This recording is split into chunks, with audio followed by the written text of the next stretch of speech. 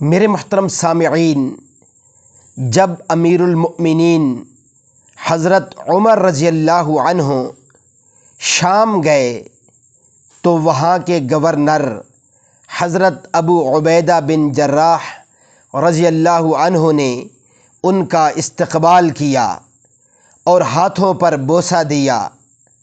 پھر دونوں اکیلے بیٹھ کر راز و نیاز کرتے رہے اور دیر تک روتے رہے۔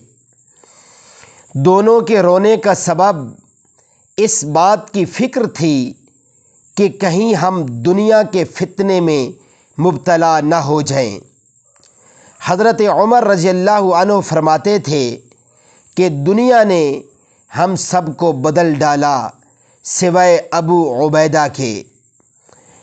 گورنر بننے کے باوجود ان کے گھر میں صرف ایک گدا، پانی کے لیے ایک پیالہ، گھڑا اور روٹی کے چند ٹکڑے تھے۔